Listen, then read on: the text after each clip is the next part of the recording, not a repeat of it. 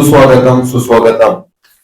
चैतन्य परिवारामध्ये आज या ठिकाणी उपस्थित सर्व मान्यवरांचं हार्दिक हार्दिक स्वागत. चैतन्य परिवार, चैतन्य फाउंडेशन या ठिकाणी आज एक नवीन उपक्रम घेऊन येत आहे, प्रगती कट्टा. या प्रगती कट्ट्याचे मार्गदर्शक, संकल्पना चैतन्य ग्रुपचे चेअरमन डॉक्टर अनंतराव ढोले साहेब यांनी एक मनोगत व्यक्त केलं की आपल्या पाथर्डी तालुका हा दुष्काळग्रस्त तालुका, आवर्षणग्रस्त तालुका, त्याला पर्याय म्हणून प्राथमिक शिक्षक, माध्यमिक शिक्षक देणारा तालुका झाला. आता सध्या जी परिस्थिती आहे त्याचा जर विचार केला तर आता सध्या आपल्या तालुका हा अधिकारी देणारा तालुका होत आहे आणि यापुढे घडला पाहिजे. आणि त्यामुळे हा नवीन उपक्रम या ठिकाणी सुरू करत आहोत. आपल्या तालुक्यातील जे विद्यार्थी प्रशासकीय अधिकारी झाले तर आपण त्यांचीच मुलाखत ही प्रेरणादायी कशी होईल, त्यांनी केलेला संघर्ष आणि त्यांनी मिळवलेलं यश कशा पद्धतीने मिळवलं, त्यातून आपल्याला प्रेरणा काय भेटेल, यासाठी आजचा हा उपक्रम आपण या ठिकाणी आयोजित केलेला आहे. या ठिकाणी पहिलं पुष्प आज आपण घेऊन येत आहे श्री गिरीश पांडुरंग मरकड, कनिष्ठ अभियंता, सार्वजनिक बांधकाम विभाग. हे आज आपले प्रमुख अतिथी आहेत. प्रथम पुष्प आज आपण त्यांच्या रूपाने या ठिकाणी सादर करणार आहोत. गिरीश सर, चैतन्य ग्रुप तर्फे तुमचं स्वागत, सप्रेम नमस्कार. थँक्यू.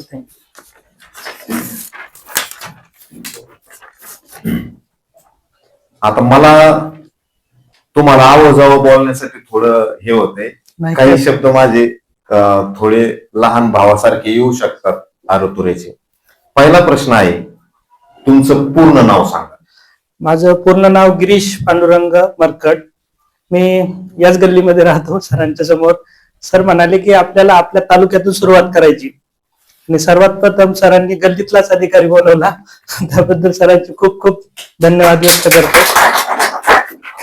कारण सरांचं काम खूप आहे पाथर्डीमध्ये. सगळ्या व्यवसायामध्ये सर अग्रेसर आहेत, पण त्याचबरोबर सर्वात महत्वाचं आहे की आपल्या ग्रामीण भागातील मुलांना पुढे घेऊन जाण्यासाठी काय करता येईल याची सरांची तळमळ आहे. त्याबद्दल सरांचे खूप खूप मी अभिनंदन करतो आणि आभार मानतो. धन्यवाद. पुढचा प्रश्न आहे, आतापर्यंत तू किती शिक्षण घेतलं किंवा कोणतं घेतलं?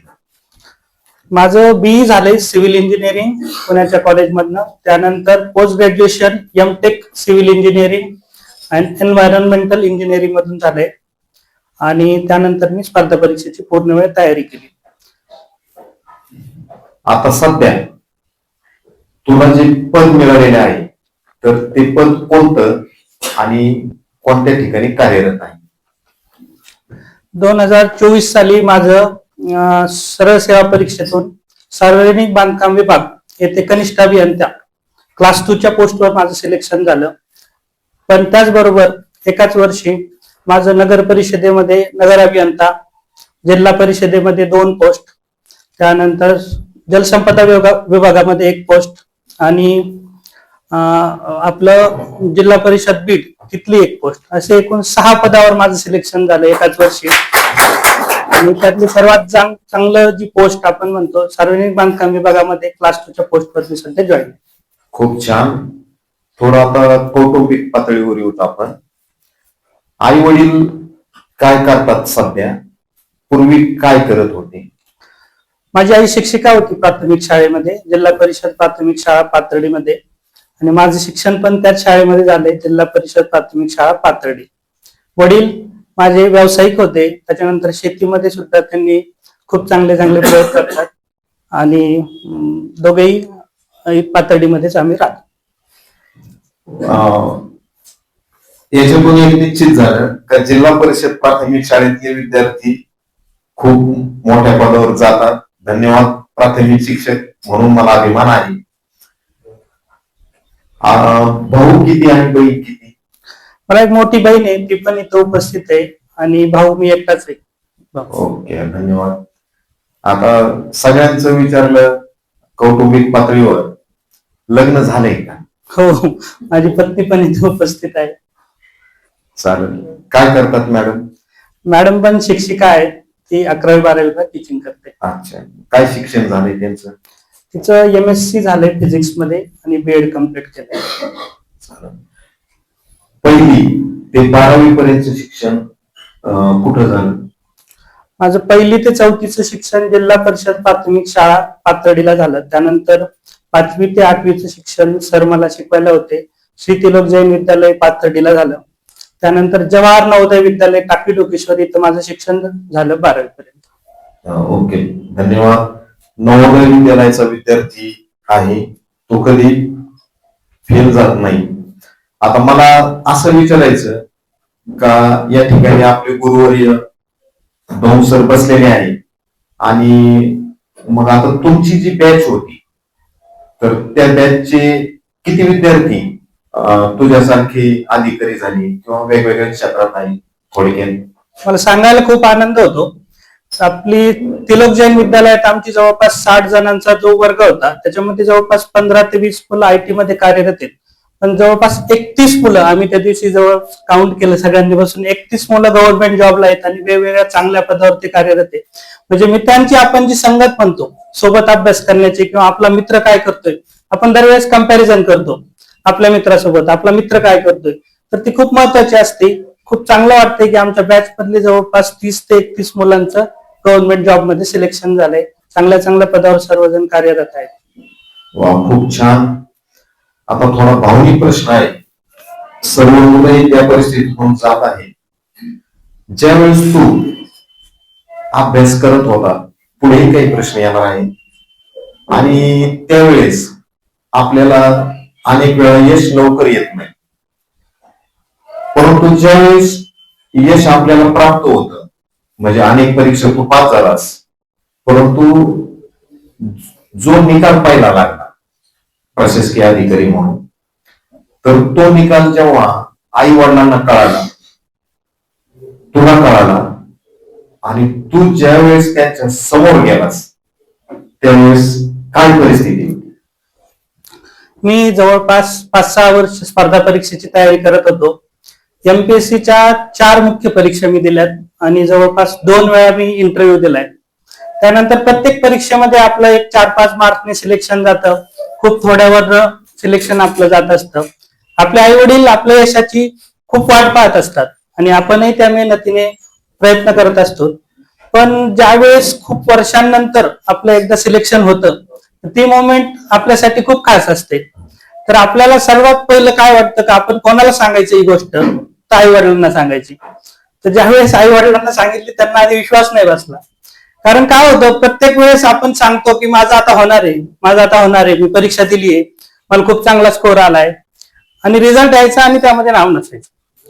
त्यामुळं आई वडिलांना एक ती खूप वाट पाहत होती की कधी एकदा याचं सिलेक्शन होतंय. जेव्हा सांगितलं तेव्हा ते संध्याकाळपर्यंत म्हटले थांबू, आपण कन्फर्म करू एकदा झालंय की नाही. शेवटी कन्फर्मेशन आलं आणि त्यांना सांगितलं. त्यावेळेस एक इमोशनल मोमेंट असतो की आपण खूप कष्टातून इथपर्यंत पोहोचलेलो असतो. खूप कष्टातून एखादी गोष्ट खूप वाट पाहून मिळाली तर त्याचा जो आनंद असतो तो एक वेगळाच असतो.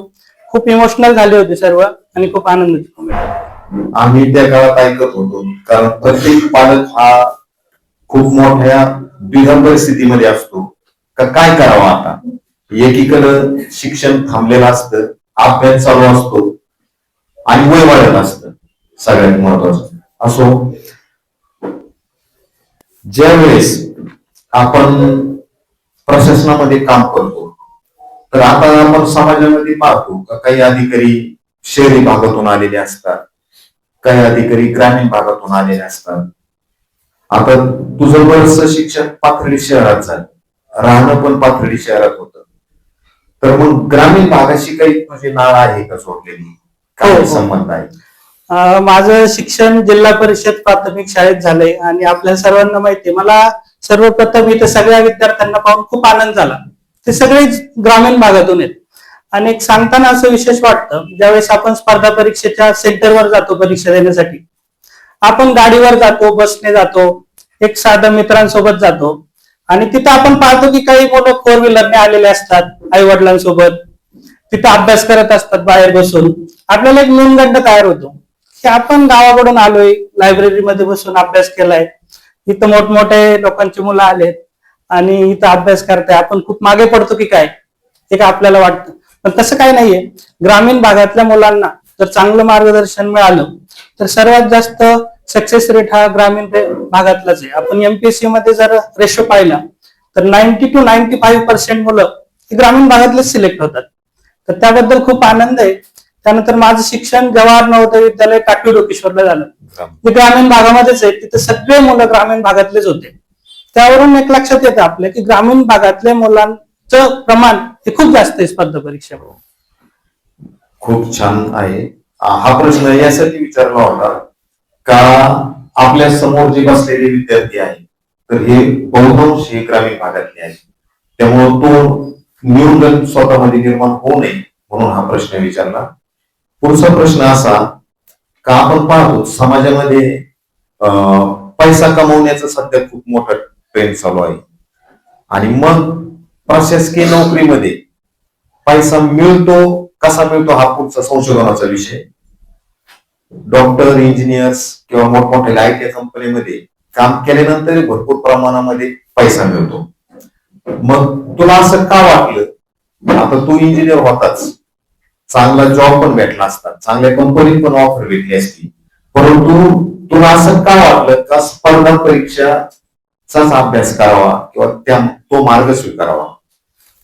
सगळ्यांना असं सांगावं असं वाटतंय मला की ज्यावेळेस आपण स्पर्धा परीक्षेसाठी मोटिवेट होतो तर त्यावेळेस भाषणांमध्ये सांगितलं जातं की मी खूप गरीब कुटुंबातून आलो, मी सकाळी लवकर उठायचो आणि माझी खूप परिस्थिती खडतर होती.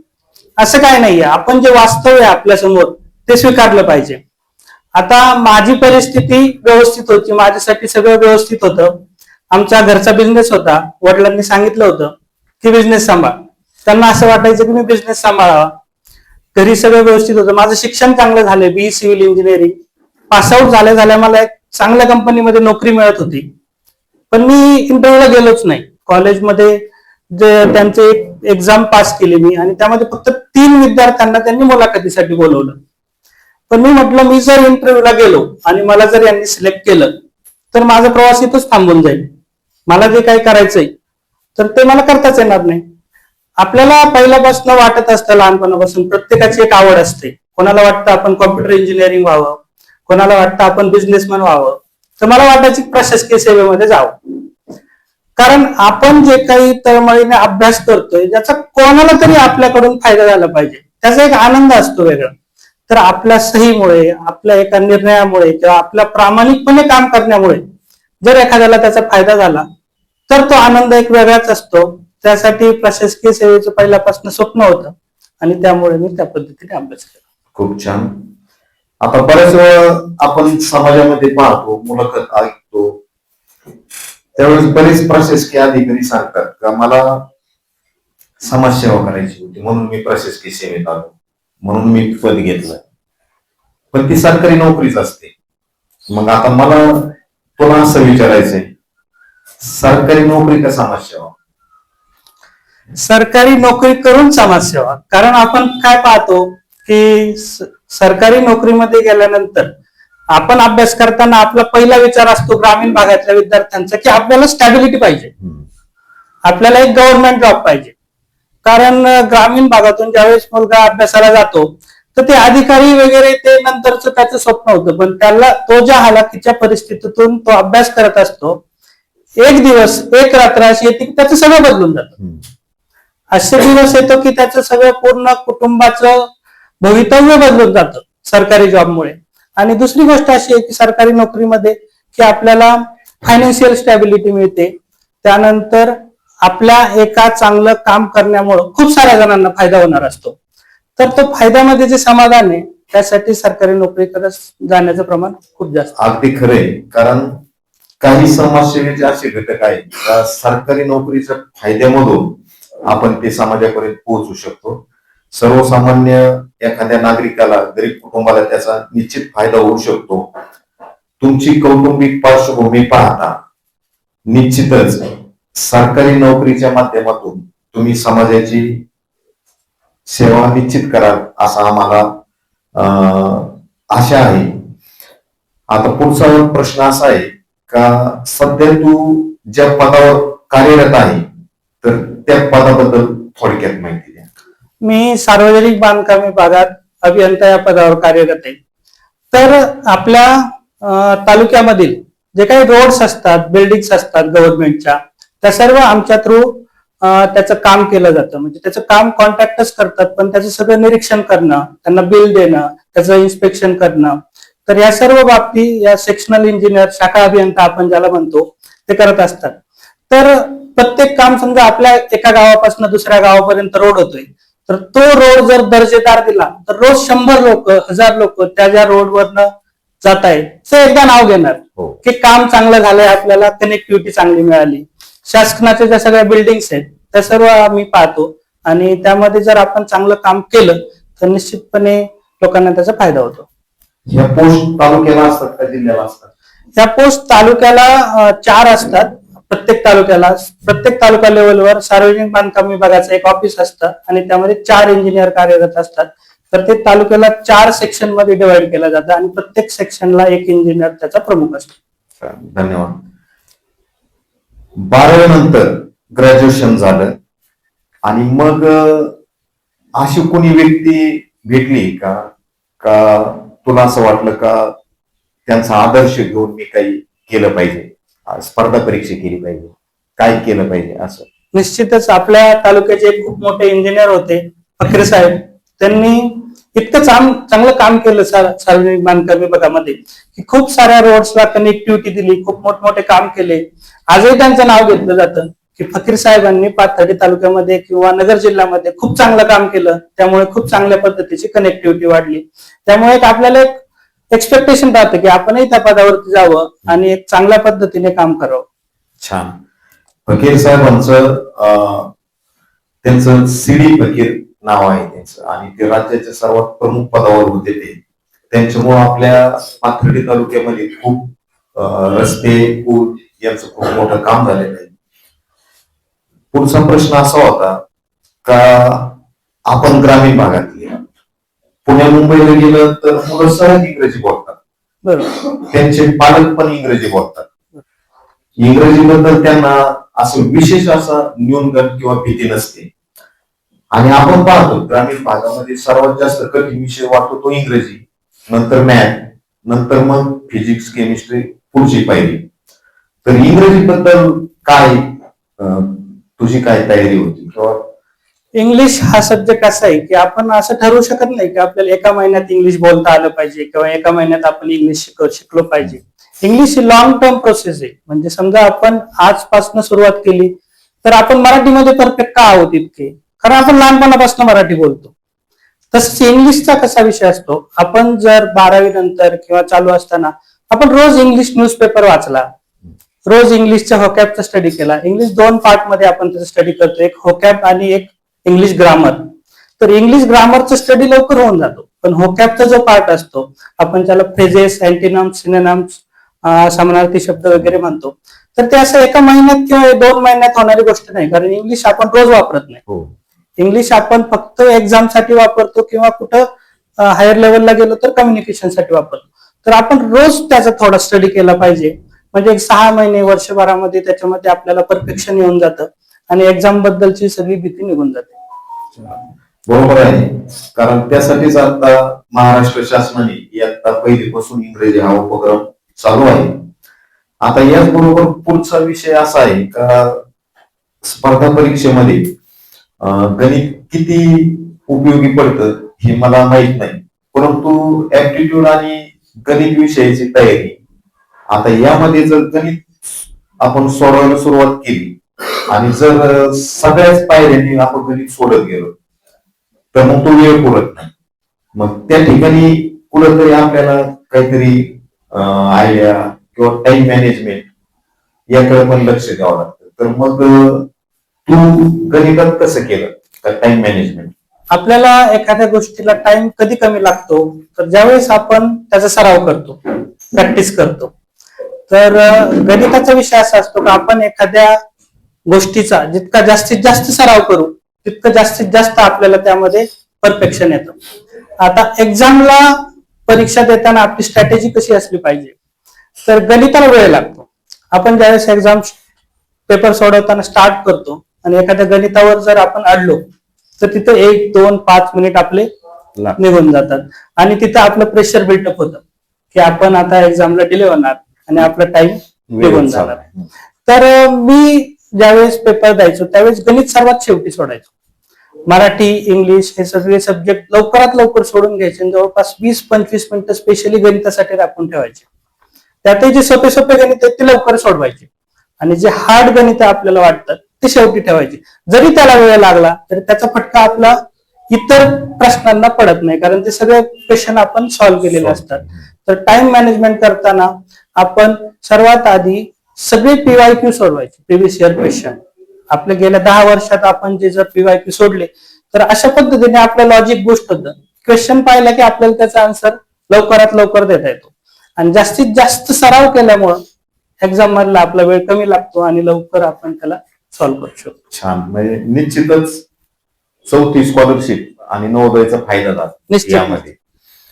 आता खूप जण अभ्यास करतात, काही मुलं कमी वेळात जास्त करतात, काही मुलं जास्त वेळ अभ्यास करून त्याचं आउटपुट कमी निघतं. म्हणजे असं वाटतं का खूप केला अभ्यास, परंतु ज्यावेळेस आपल्यासमोर प्रश्न येतात तर आपल्याला असं वाटतं हा खूप कमी झालेला आहे. मग आता त्याला पुढे तरी एक आपल्याला मध्यम मार्ग किंवा काहीतरी शोधावं लागतं का खूप ढोर मेहनत करायची का स्मार्ट वर्क करायचा, स्मार्ट स्टडी करायचा. तर याच्याबद्दल काय मत? निश्चितपणे आपण सर्वांनी स्मार्ट वर्क केलं पाहिजे. आपण पाहतो लायब्ररीमध्ये काही मुलं एकदम जोशाने येतात की आपल्याला आता खूप अभ्यास करायचा आहे, एकदा बसले की 6-12 वाजेपर्यंत उठतच नाही. पण ऍक्च्युअल परिस्थिती काय असते, 6 ते 8 अभ्यास केल्यानंतर 8 ते 12 जो अभ्यास करतो तो डोक्यामध्ये जातच नाही. कारण आपली प्रत्येकाची एक ग्रास्पिंग पॉवर असते. 1 तास स्टडी केल्यानंतर त्याच्यानंतर आपली कॅपॅसिटी कमी होते. आपण एक 10-15 मिनिटांचा ब्रेक घेतला पाहिजे. पण असं नाही की 10 मिनिटांचा ब्रेक बाहेर घ्यायला गेले 2-3 तास लागले, असंही नको व्हायला. 1-1 तास स्टडी केल्यानंतर आपण 5-10 मिनिटाचा जर गॅप घेतला तर आपलं त्या पद्धतीने स्मार्ट वर्क होऊ शकतं. त्यानंतर सर्वात महत्वाचं आहे की आपण पेपरला अनालिसिस केलं पाहिजे की आपण अभ्यास काय करतोय आणि परीक्षेला काय येतंय. त्याचा जर आपण चांगल्या पद्धतीने स्टडी केला, प्रिव्हियस इयर क्वेश्चनचा स्टडी केला तर आपल्याला एक लक्षात येतं की आपल्याला कोणत्या स्ट्रॅटेजीने अभ्यास करायचा आहे. आपण जो अभ्यास करतोय तो खरंच परीक्षेला येणार आहे का. तो जर आपण जे काही नोट्स काढल्या त्या जर परीक्षेला येणारच नसतील तर त्याचा काय उपयोग नसतो. तर आपण पूर्ण एक्झामच्या पेपरची अनालिसिस करून त्या पद्धतीने स्मार्ट वर्क केलं पाहिजे. आणि आपण म्हणतो क्वालिटी आणि क्वांटिटी दोन्ही पण पाहिजे, तर तसं नाही. आपल्याला क्वालिटी पाहिजे, क्वांटिटी आपल्याला मापात पाहिजे. कारण आपली जी ग्रास्पिंग पॉवर आहे त्यानुसारच आपण स्टडी केलं पाहिजे. एक 7-8 तासाचा दिवसभराचा स्टडी खूप होऊन जातो. आपण जर त्यापेक्षा जास्त प्रमाणात केला तर ते लक्षात राहण्याची शक्यता खूप कमी असते. मग आपल्याला असं वाटतं की आपण खूप मेहनत करतोय 12-12, 14-14 तास, पण परीक्षेला ते आठवतच नाहीये, आपली रिव्हिजन होत नाहीये किंवा आपण त्या चांगल्या क्वालिटी टाइमने त्याला अभ्यास करत नाहीये. तर असं कन्फ्युजन होऊ नये म्हणून आपण स्मार्ट वर्क करावं, कमी वेळ अभ्यास करावा पण तो खूप चांगला करावा. पुढचा प्रश्न असा होता का आता स्पर्धा परीक्षेला अनेक विषय आहेत आणि आपण पाहतो आपण पहिलीपासून 12वी पर्यंत शिक्षण घेत असताना त्यातला एक विषय प्रत्येकाच्या आवडीचा असतो. बरोबर. माझं वैयक्तिक म्हणलं तर मला इतिहास आवडतो. मला पूर्ण पोस्ट ग्रॅज्युएशन होईपर्यंत मला इतिहासच आवडलं, मी त्याच्यातच पोस्ट ग्रॅज्युएशन झालं. पण मग त्यामुळं काय झालं, माझं इंग्रजीकडं, गणिताकडं, ह्या विषयाकडलं दुर्लक्ष झालं. मग त्या पद्धतीने ज्यावेळेस आपण स्पर्धा परीक्षेचा अभ्यास करतो तर त्यावेळेस विषय अनेक आहेत आणि कदाचित आपल्याला आवडणारा विषयाचा त्या ठिकाणी भारांश कमी असतो. त्याचा काही इफेक्ट होतो का? निश्चितच. कारण एमपीएससी आपल्याला कुठला एक सब्जेक्ट देऊन पास होता येत नाही, आपल्याला सर्व सब्जेक्टचा स्टडी करावा लागतो. मग आपण जर एखादा सब्जेक्ट ऑप्शनलला सोडला, आपल्याला गणित जमत नाही ते राहू देऊ, बाकीचं स्टडी करू, तर मग असं जमत नाही, आपल्याला सगळ्याला सारखंच वेटेज द्यावं लागतं. असं नाही की गणिताला आपण स्किप केलं आणि इंग्लिश चांगलं केलं किंवा आपल्याला मराठी खूप आवडतं म्हणून मराठी चांगलं केलं. तर आपल्याला सगळ्या सब्जेक्टला एक सारखं वेटेज द्यावं लागतं. आता स्टडी करताना आपण पाहतो, एकदा एक्झाम झाली, एखाद्या सब्जेक्टला आपण कमी मार्क पडले तर आपण त्याचा परत स्टडी स्टार्ट करतो. पण तो कुठून स्टार्ट करतो? सुरुवातीपासून स्टार्ट करतो, पहिले 5-6 चॅप्टर करतो आणि नंतर ते सोडून देतो. परत अपयशाला आपण परत पहिल्यापासून स्टार्ट करतो. पण शेवटचे जे 2-3 चॅप्टर आहे त्याच्याकडे आपलं लक्षच जात नाही. तर सगळ्यांना असं सांगावंसं वाटतं मला की आपण ज्यावेळेस स्टडी स्टार्ट करू तर आपले जे वीक चॅप्टर आहे त्याच्यापासून आधी आपण स्टार्ट केलं पाहिजे किंवा शेवटून आपण सुरुवात केली पाहिजे. कारण सुरुवातीपासून आपण सगळेच अभ्यास करतो, पण शेवटच्या 2-3 चॅप्टरला जे आपण वेटेज कमी देतो तिथं आपल्याला जास्त परिणामकारक. बरोबर आहे. काही घटक दुर्लक्षित राहतात आणि ते शेवटपर्यंत तसेच राहतात, आपण त्यांना थोडं दुर्लक्ष करतो. ज्यावेळेस तू पहिली परीक्षा दिली आणि त्यावेळेस तुझ्या लक्षात आला असेल का आता हा प्रश्न चुकला, कदाचित तो ह्या चॅप्टरवरचा होता. मग आता ह्या विद्यार्थ्यांना तू काय सांगू इच्छितो? बऱ्याच वेळा काय होतं, मुलं प्रश्नपत्रिकेचे अनालिसिस करत नाही. प्रश्नपत्रिकेचे अनालिसिस, मी सोडवलेला पेपर, त्याच्यात आलेली उत्तर बरोबर आणि चुकलेली, मग आता ते जे चुकले त्याच्यावर आपण काय केलं पाहिजे? फॉर एक्झाम्पल, आपण जर 200 मार्क्सचा एखादा पेपर दिलाय आणि 150 मार्क्सचं त्याचं मेरिट लागलं आणि आपल्याला मार्क्स पडले 140, तर आपण ते 60 मार्क कुठे गेले याचं अनालिसिस केलं पाहिजे. आपल्याला काय येतंय तेच वारंवार करण्यापेक्षा आपण कुठं कमी पडतोय त्याचं आपण अनालिसिस केलं पाहिजे. तर एक टेक्स्ट बुक ऍप आहे आपलं चांगलं, किंवा खूप सारे ऍप्स आहेत, तर त्यावर आपण जास्तीत जास्त पेपर सोडवले आणि त्याचं सोल्युशन जर पाहिलं तर आपण नोट्स काढलेल्या असतात, आपल्या सेल्फ नोट्स आपण ज्याला म्हणतो. पण आपल्या सेल्फ नोट मध्ये सगळंच असतं का? तर काही काही गोष्टी स्किप होतात. पण ज्यावेळेस आपण खूप सारे पेपर सोडवतो, त्याचे सोल्युशन पाहतो, ज्या गोष्टी आपल्या नोट्स मध्ये नाहीत त्या जर आपण त्याच्यामध्ये ऍड करत गेलो प्रत्येक वेळी पेपर सोडवताना, तर ऍड केल्यामुळे आपल्या सगळ्या नोट्स परफेक्ट होतात, परिपूर्ण होतात आणि नेक्स्ट टाइम आपला स्कोर बूस्ट होतो. आता ज्यावेळेस मी पेपर द्यायचो तर खूप वेळा असं व्हायचं का मला 146-47 मार्क पडायचे, 150-54 मेरिट लागायचं. त्यानंतर मी अशा पद्धतीने ट्रिक वापरली की जे काही आपले कमी मार्क्स पडतायत, 10, 15, 20 कुठं कमी पडतोय आपण, त्यावर काम केलं 2-3 महिने. म्हणजे पूर्ण त्याचे क्वेश्चन सॉल्व्ह केले, त्याच्या नोट्स आपल्या याच्यामध्ये ऍड केला. आणि ज्यावेळेस मी या 5-6 परीक्षेचा रिझल्ट लागला त्यावेळेस 5च्या 5 परीक्षेमध्ये योगायोगाने मला सगळ्यांना 162 मार्क होते. म्हणजे आपली एक लेवल होऊन जाते अभ्यासाची, की आपलं इतकं सॅच्युरेशन होतं अभ्यासाचं की आपल्याला त्या रेंजमध्ये आपल्याला मार्क पडायला लागतात. 160, 162, 164 आणि आधी कसे मार्क पडत होते 140, 42, 44. आपण जर आपल्या वीक पॉइंटवर वर्कआउट केलं, त्याचं चांगल्या पद्धतीने अनालिसिस केलं तर आपला स्कोर चांगल्या पद्धतीने बूस्ट होऊ शकतो. अगदी खरे. पुढचा असा प्रश्न विचारायचा होता का सरासरी खूप विद्यार्थी पेपर देतात, 120, 130 सहज पडतात आणि तिथपर्यंत क्वांटिटी विद्यार्थ्यांची खूप असते. पण मग जसा स्कोर पुढे जातो, समजा आता उदाहरणार्थ आपण 40च्या पुढे जातो, मग 41, 42 पुढं, आता तू 46 पर्यंत गेला सुरुवातीला, तर तोपर्यंत मग तो रेशो कमी कमी होत जातो विद्यार्थ्यांचा. आणि मी असं ऐकलंय का ज्यावेळेस आपल्याला पुढचे पॉइंट्स घ्यायचे, समजा आपण 50च्या पुढे जाऊ, तर मग त्या 50च्या पुढे जाण्यासाठी आणि ते जे मार्क मिळवायचे त्याच्यासाठी मात्र निश्चित असा स्पेशल किंवा आधीचा अभ्यास करावा लागतो. याच्याबद्दल काय मत? म्हणजे काही मुलं 120 ला सहज जातात, फक्त बोलताना काय म्हणतो, काय नाही मला 4च कमी पडले, म्हणजे 4 खूप महत्वाची. आपण अभ्यास करताना सगळे जवळपास सारखाच अभ्यास करतात, त्यामुळे सगळ्यांचे मार्क त्या रेंजमध्ये खेळतात. समजा 130 ते 140 दरम्यान आपल्याला हजारो मुलं सापडतात, 140 ते 150 मध्ये 400-500 मुलं सापडतात आणि 150च्या पुढे मग 500, 600, 200 असा आकडा जातो. तर त्या एक मार्क साठी त्या मुलाने खूप मेहनत घेतलेली असते. कारण आपण 60चे 80 मार्क पडणं खूप सोपं आहे, पण 90%चे 91 करणं, 92%चे 93 करणं ही खूप मुश्किल गोष्ट आहे. एका मार्कासाठी आपण वर्कआउट केलं पाहिजे. त्यासाठी आपण अनालिसिस केलं पाहिजे की आपण कुठं कमी पडतोय किंवा आपले 2-3 मार्क्स कुठं जात आहेत. तर त्याच्यावर जर आपण वर्कआउट केलं तर निश्चित आपण ती रेंज ब्रेक करू शकतो, आपण त्याच्या पुढे जाऊ शकतो. हो, म्हणजे निश्चित आपल्या अभ्यासाचा पण रूपरेषा ठरलेली पाहिजे. का जे कठीण प्रश्न आहेत तर ते सोडून चालणार नाही, कमीत कमी त्याला थोडाफार हात घातलाच पाहिजे. आता बऱ्याच वेळा पाहतो आपण स्पर्धा परीक्षा करत असताना यश आल्यानंतर लोक थांबतात आणि एक यश येण्यासाठी अनेक अपयश पचावं लागतं आणि त्या संक्रमणातून तू गेलेला आहे, कुटुंब गेलेला आहे आणि मग हे जे वारंवार अपयश येतं आपल्याला, तर मग त्यावेळेस तुझी मानसिक स्थिती काय होती आणि त्या मानसिक स्थितीबरोबर एक कुटुंबाला आधार द्यायचा, मानसिक स्थितीमध्ये तुला स्वतः सांभाळायचं, पण सांभाळून उपयोग नाही ना आधार देऊन उपयोग नाही, कुटुंबाला यश तर प्राप्त करायचं. मग तो काळ कसा होता? मला स्वतःला ज्यावेळेस आपण MPSC ची मुख्य परीक्षा देतो, इंटरव्ह्यूला जातो आणि आपण नापास होऊन पुन्हा घरी येतो, तर त्यावेळेस खूप वाईट वाटलेलं असतं की आपण खूप सारे प्रयत्न करतो आणि शेवटच्या प्रयत्नामध्ये आपल्याला अपयश येतं.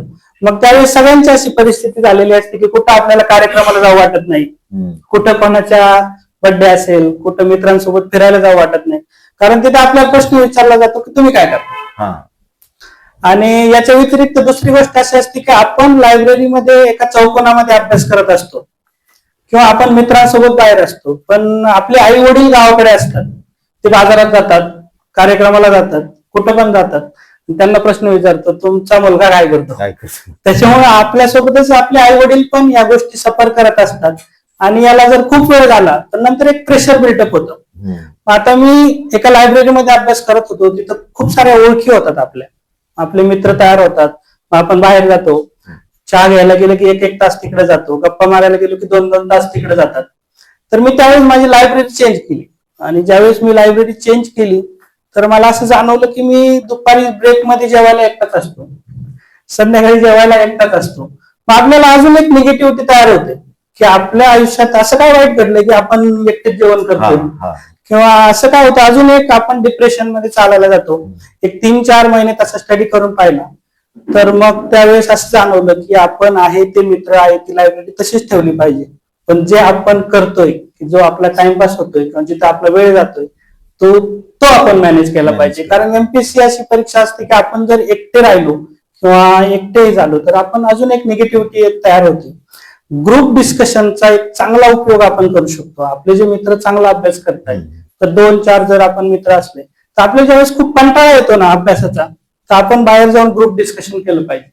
आपण सोशल मीडियाचा वापर करतो, आपण इंस्टाग्राम स्क्रोल करतो, एकदा स्क्रोल करायला गेलं की 1 तास आपण निघून जातो. पण आपण काय करू शकतो, तर इंस्टाग्राम वरती जे MPSC चे चॅनल आहेत त्याला जर आपण फॉलो लिस्ट मध्ये टाकलं, रील स्टारला आपण स्किप केलं आणि MPSC च्या चॅनलला जर आपण फॉलो केलं तर स्क्रोल करताना आपल्याला सगळे MPSCच्या नोट्स दिसतील, MPSC चे क्वेश्चन दिसतील. त्यातून एक जरी प्रश्न आपल्या बरोबर आला तर आपण सोशल मीडियाचा चांगला उपयोग केला असं आपण म्हणू शकतो. आता ज्या वेळेस आपण अभ्यास करतो त्याचे काही उत्तर आले मला आता तुझ्याकडून, परंतु मग अभ्यासाचं नियोजन, वैयक्तिक नियोजन आणि याच्यामध्ये तो एक प्रेशर असतो, तो तसा प्रश्न झालाय आपला प्रत्यक्षरित्या, तर तो प्रेशर कसा हँडल करायचा समजा. आपण ज्यावेळेस परीक्षेला जातो तर त्यावेळेस आपल्याला गोष्टी सगळ्या लक्षात येतात की आपण 6 महिन्यात कसा अभ्यास केलाय, आपल्याला किती प्रेशर येईल परीक्षा पास करायचं.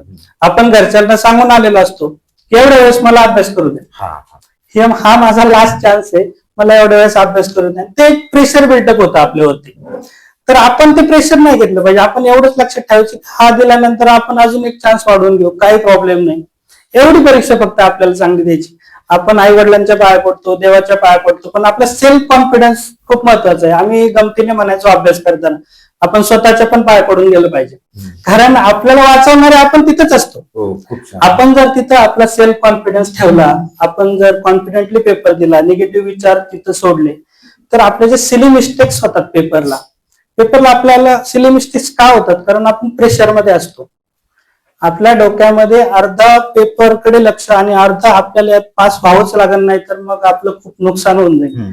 किंवा आपल्याला खूप सफर करावं लागतील असं जर पेपरला आपण विचार केला तर त्याच्यामध्ये खूप नुकसान होतं. त्यामुळे एक पॉझिटिव्ह सेल्फ कॉन्फिडन्स राहणं खूप महत्वाचं असतं. आपण जर ते मेंटेन केलं पेपरच्या वेळेस तर निश्चितपणे आपल्या सिली मिस्टेक्स टाळून आपल्याला चांगला स्कोर येतो. अगदी खरे. म्हणजे याचा हा एक फायदा होतो का आपण ज्यावेळेस तुम्ही क्लासेस लावतात तर त्या ठिकाणी ज्या अनेक परीक्षा घेतल्या जातात, तुमच्या मुलाखती घेतल्या जातात, तर त्याचा पण फायदा होतो. त्याचं- आता बऱ्याच वेळा असं होतं, आपण समाजामध्ये पाहतो, आता आपण मुलगा समजा दुसरी तिसरीला जरी असला आणि अनेक क्लासेस असतात शहरामध्ये, मग यांच्याकडे लावू का त्यांच्याकडे लावू का, हे सर चांगले, त्यांचा रिझल्ट भारी येतो, आणि तो टर्निंग पॉइंट असतो. कारण आपण वारंवार क्लासेस बदलू शकत नाही.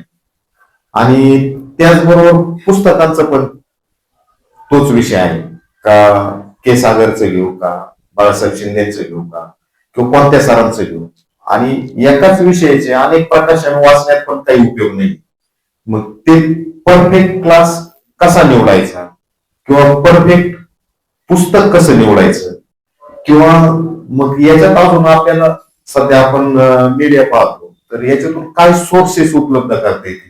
तर आता हे 3 प्रश्न आहेत. योग्य क्लास कसा निवडायचा, योग्य पुस्तक कसं निवडायचं, आणि मीडियामधलं योग्य सोर्स कसा निवडायचा.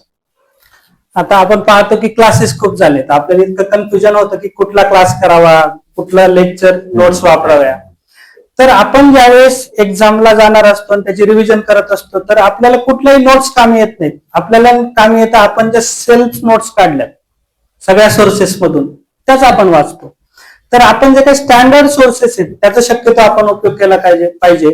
कारण 1 रुपयापासून आता टेस्ट सिरीज सुरू झाल्या, जाहिरात करतो आमची टेस्ट सिरीज 1 रुपयात असते, पण काय करतात ते, तर सगळ्या टेस्ट सिरीजचं कॉम्बिनेशन करून एक कुठला तरी पेपर तयार करतात आणि आपल्याला देतात. तर आपण शक्यतो स्टँडर्ड सोर्सेस वापरले पाहिजे. एक चांगला आपण बुक लिस्ट आपल्याला मी पण व्हॉट्सअप करेल जर कुणाला जर पाहिजे असेल तर त्या पद्धतीने आपण ती वापरली पाहिजे. आणि त्याचा अभ्यास करताना आपण सेल्फ नोट्स काढल्या पाहिजे. कारण ज्यावेळेस आपण स्वतः हाताने लिहितो किंवा स्वतः हाताने नोट्स काढतो तर परीक्षेमध्ये आपल्याला बरोबर लक्षात येतं या पेजवर या ठिकाणी आपण हे लिहिलं होतं. तर सेल्फ नोट्स मधून जास्त अभ्यास केला पाहिजे असं मला वाटतं.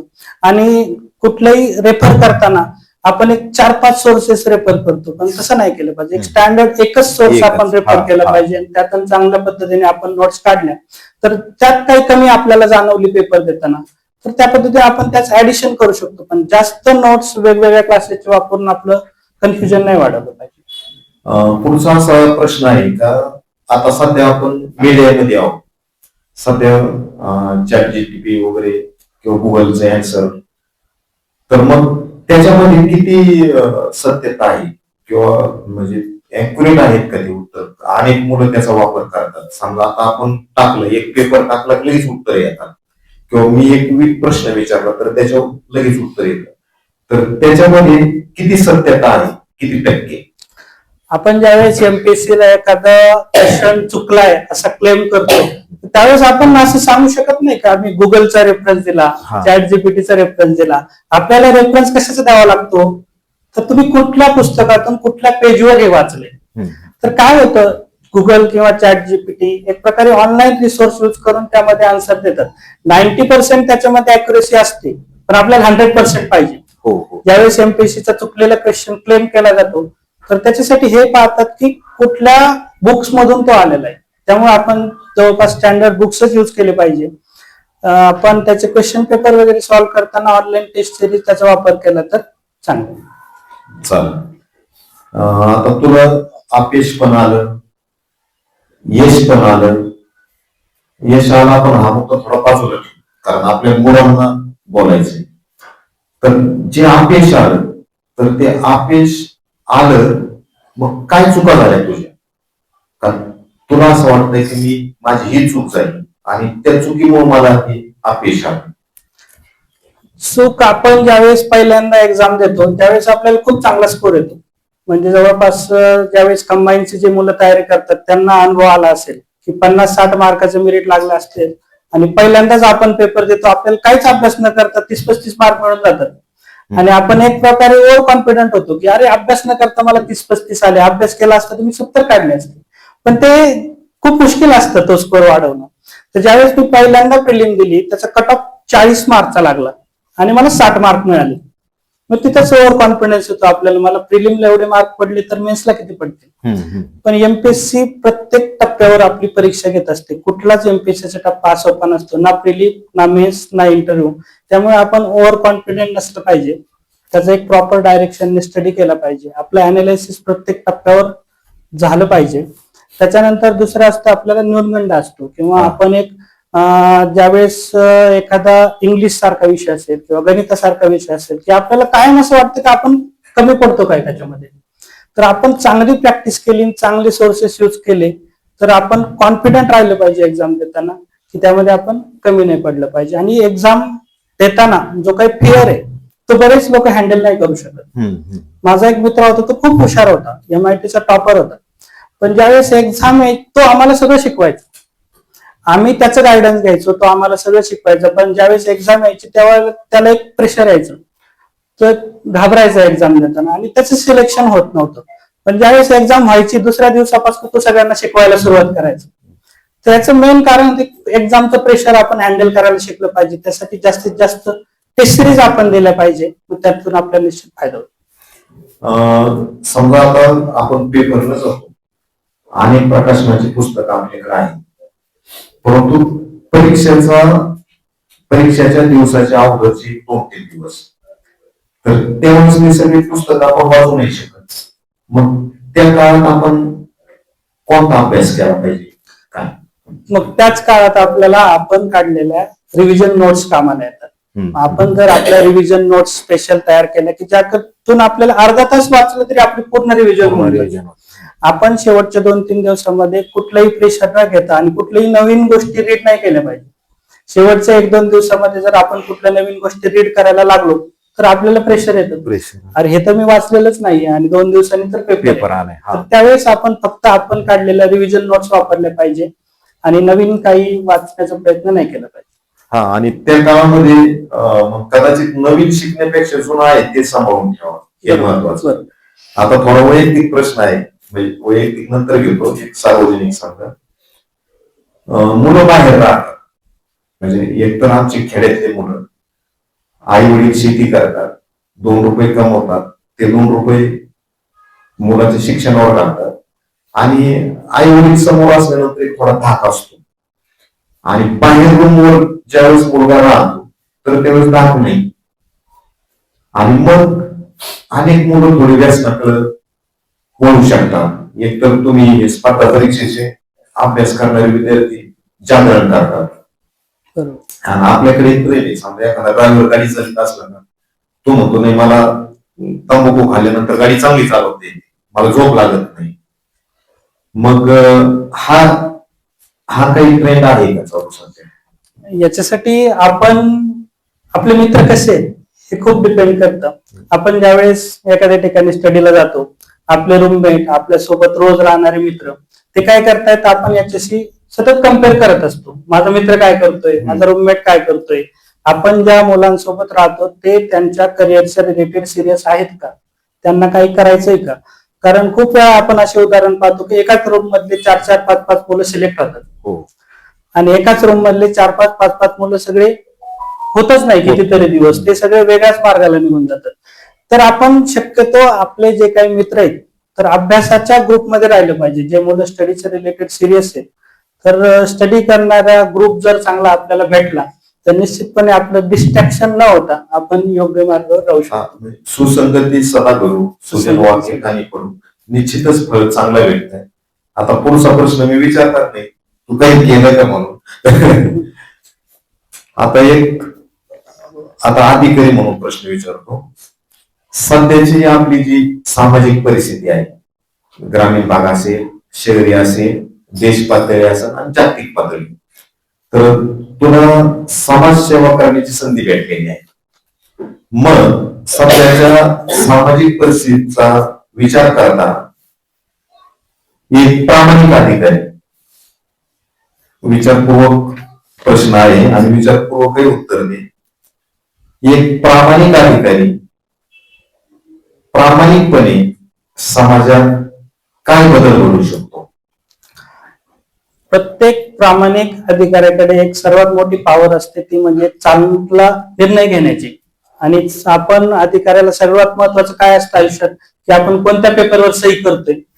आणि या जर आपल्या एका निर्णयामुळे खूप साऱ्या लोकांना फायदा होणार असेल तर ते खूप दिवस आपलं नाव काढलं जातं. आता आमच्या डिपार्टमेंटचं जर पाहिलं, एक रोड समजा 100-200 किलोमीटरचा आपल्या हातून जर होत असेल आणि खूप साऱ्या गावांना जर त्याची कनेक्टिव्हिटी होत असेल, आपण जर तिथं प्रॉपर उभं राहून इन्स्पेक्शन केलं आणि रोड जर प्रॉपर करून घेतला तर वर्षानुवर्षे तो रोड टिकतो. फॉर एक्झाम्पल पुण्याचा जेएम रोड आहे, एका अधिकाऱ्याने एका कॉन्ट्रॅक्टरने तो इतका छान पद्धतीने केला की जवळपास 30 ते 35 वर्ष झाले तो रोड जसाच्या जसा टिकून आहे. तर एका प्रामाणिक अधिकाऱ्याने मनावर घेतलं तर कुठलाही एक निर्णय तो अशा पद्धतीने मार्गाला लावू शकतो की दीर्घकाळ सोसायटीला त्याचा फायदा होतो. तर आपण प्रामाणिकपणे काम केलं तर जास्तीत जास्त पद्धतीने आपला कसा फायदा होईल त्याचा जर विचार केला तर निश्चितपणे चांगला बदल घडू शकतो. चला, खूप खूप धन्यवाद.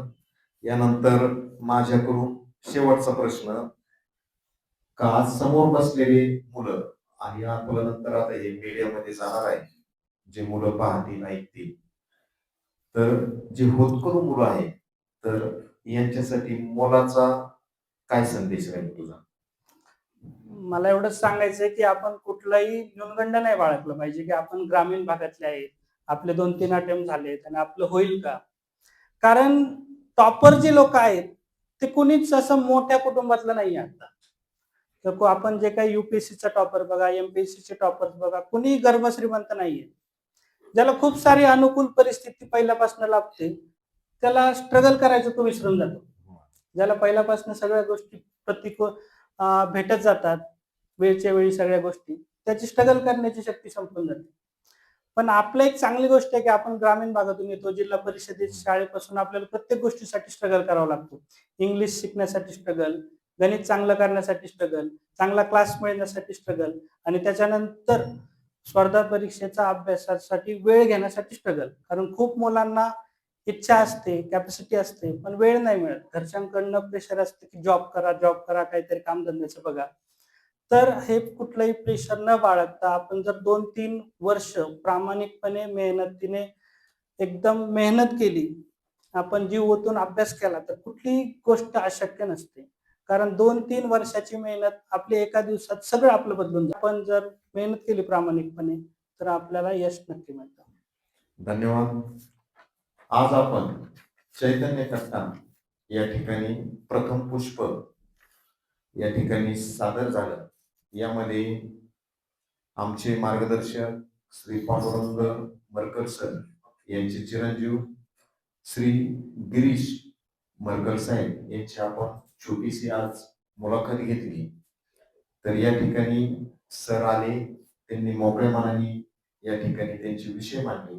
त्याबद्दल चैतन्य फाउंडेशन, चैतन्य ग्रुपच्या वतीने सर खूप खूप धन्यवाद. थँक्यू मला इथं बोलवल्याबद्दल.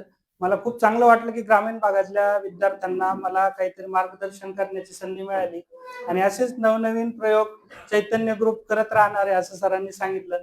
तर निश्चितपणे पुढच्या वेळी एक चांगला अधिकारी तुम्हाला एक मार्गदर्शन करण्यासाठी अजून उपलब्ध होतील अशी मी अपेक्षा करतो आणि खूप खूप धन्यवाद. धन्यवाद.